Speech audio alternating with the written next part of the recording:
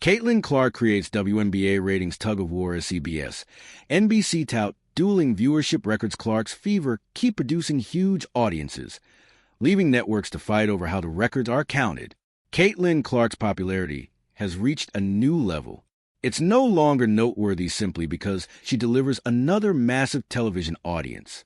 Now, major networks are simultaneously claiming that they carried the most-watched WNBA game of the season.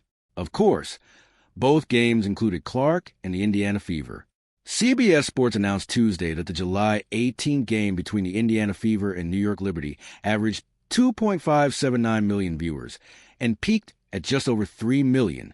Caitlin Clark helps WNBA hit a historic late-night cable number despite limited return in L.A. The network called it the most-watched WNBA game on any network this season, and the second most-watched WNBA game on any network since 2000. There's just one issue. NBC made essentially the same announcement 6 days earlier. NBC said the Fever's July 12th game against the Las Vegas Aces averaged a total audience delivery of 2.64 million viewers across NBC and Peacock. The network called it the most-watched WNBA game of the 2026 season and the second most-watched WNBA regular season game since 2000. So, which network actually carried the biggest WNBA game of the year? Potentially both. The difference comes down to how the audiences were measured and how the networks worded their respective claims. CBS's 2.579 million figure was based on Nielsen Big Data plus panel measurement. NBC's 2.64 million figure was a combined total audience delivery across NBC and Peacock, incorporating Nielsen's television data and digital viewing measured by Adobe Analytics.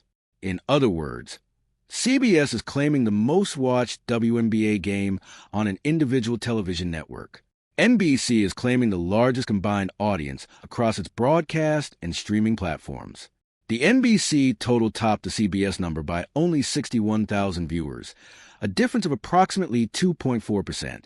But because Peacock viewers were included in NBC's figure, the two numbers aren't exactly apples to apples.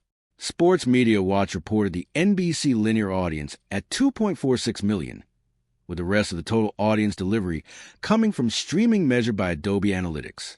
Neither network is necessarily wrong. They are measuring slightly different things and promoting the version that allows each to claim the top spot. That's what network PR departments do. But the dueling claims reveal something far more important than which company gets to put most watched on a graphic. Clark and the Fever produced two audiences exceeding 2.5 million viewers in 6 days on two different networks, against two different opponents, and on 2 different days of the week.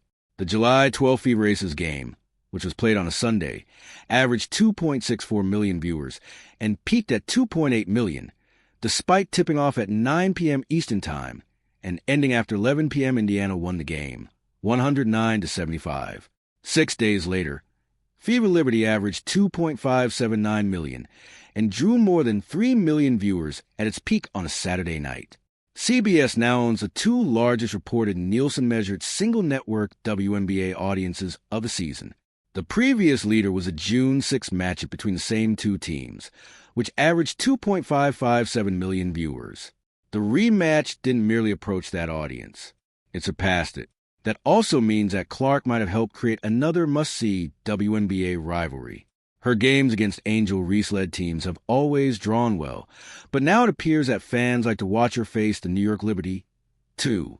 For the record, the only WNBA regular season game to draw a larger audience since 2000 was the Fever's 2025 season opener against Angel Reese and the Chicago Sky, which averaged 2.7 million viewers on ABC and peaked at 3.1 million. The Fever's grip on the modern WNBA ratings leaderboard extends far beyond the top 3. Based on published national television audiences, Indiana has appeared in the 28 highest-rated WNBA regular season games of the past 20 years. The first game on the list that did not feature the Fever is the May 2024 matchup between the Los Angeles Sparks and Las Vegas Aces, which averaged 1.34 million viewers on ABC, and is tied for 29th with a Fever Mercury game from later that season. No WNBA game from 2009 through 2023 reached even 1 million viewers, and Candace Parker's highly anticipated 2008 debut drew 1.07 million, meaning none of those games threatens the 1.34 million cutoff. Essentially, Clark and the Fever have overwhelmed the WNBA ratings chart to the point that the league's biggest modern audiences are now competing against one another.